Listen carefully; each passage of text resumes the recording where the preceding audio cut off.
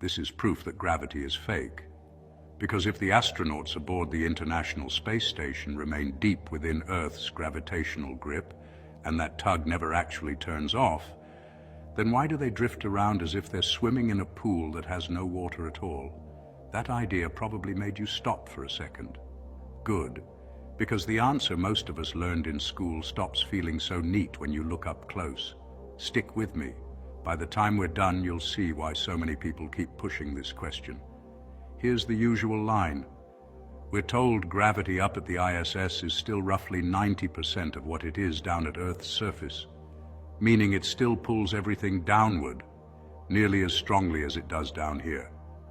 So if that's true, why aren't the astronauts stuck to the floor? Why are they floating, tumbling, and watching water gather into roaming bubbles? The standard answer is free fall. The ISS is perpetually falling toward Earth, while sliding sideways so quickly it continually misses the ground. Since everything aboard shares that identical fall, the people inside experience weightlessness. On paper, that seems neat. Still, this is where some folks hesitate. What does it truly mean to fall around a planet? How can racing along a vast curved path while falling feel the same as having no gravity whatsoever?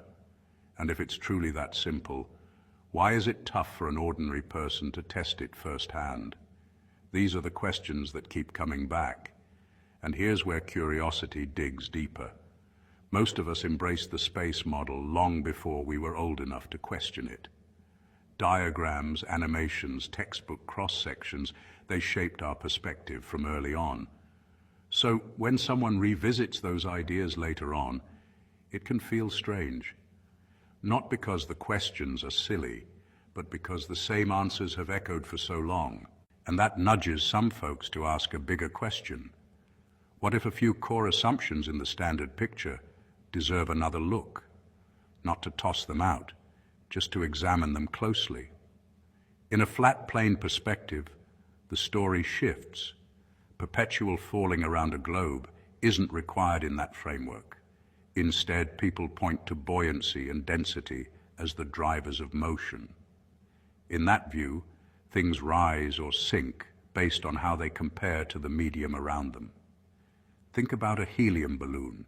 It rises through the air, simple to watch, no special maths needed to see it. You can repeat that observation any day, anywhere.